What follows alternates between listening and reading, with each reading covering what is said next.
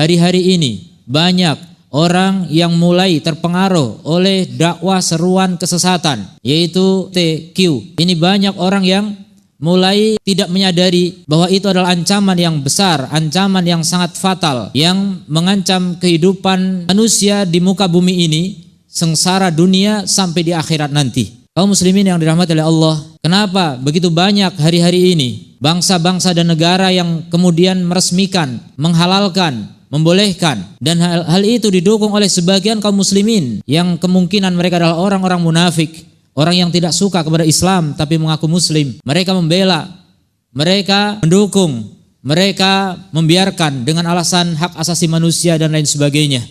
Mereka punya argumen-argumen yang tentu saja tidak akan sejalan dengan Al-Quran dan As-Sunnah yang diyakini oleh umat Islam yang sesuai dengan fitrah, yang masih mengikuti kebenaran, mengikuti siratal mustaqim, jalan yang ditempuh Rasulullah SAW dengan para sahabatnya dan kaum muslimin sepanjang masa. Kaum muslimin yang dirahmati oleh Allah, sungguh keadaan yang demikian, kondisi banyaknya orang yang mulai terpengaruh dengan hal itu, baik negara, baik instansi, baik golongan, kelompok, masyarakat tertentu dan lain sebagainya, sampai ke tingkat berbagai media, berbagai sarana, berbagai wahana dan berbagai bidang dimasukkan ke dalam perkara ini, sampai olahraga, sampai kesenian, sampai banyak hal, semuanya disangkut pautkan dengan perkara ini.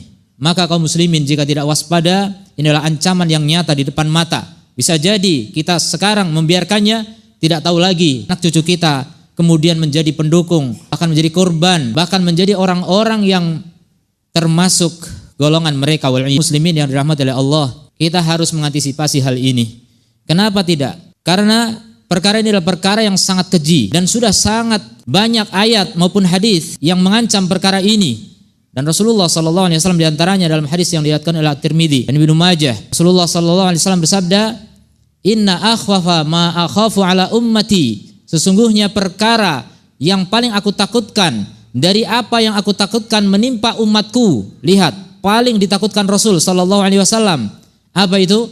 Amala qaumi Lutin, amalan perbuatan kaum Lut. Apa itu? Homoseksual, lesbianisme dan lain sebagainya. Kepanjangannya. Ini semuanya adalah ancaman. Ini adalah amalan yang sudah dilaknat oleh Rasulullah SAW sejak dulu kala dan sudah terjadi sejak kaum Lut pertama kali yang melakukan perbuatan itu. Dan Allah sebutkan dalam Al-Quran, sampai sahabat radhiyallahu anhum mengatakan, seandainya tidak disebutkan dalam Al-Quran, aku tidak menyangka ada laki-laki suka dengan laki-laki, ada wanita mendatangi wanita, tidak aku sangka sama sekali. Tapi Al-Quran sudah menyebutkan, bagaimana lagi? Dan ternyata Al-Quran adalah kitab yang memang berlaku sepanjang zaman, yang relevan sampai akhir zaman sampai sekarang. Buktinya terjadi sekarang ini banyak sekali, begitu masif manusia mendukung. Allah berfirman, "Walutan id qala liqaumihi," dan ingatlah Lut ketika berkata kepada kaumnya, "Innakum lata'tunal fahisyah," sungguh kalian benar-benar melakukan kekejian.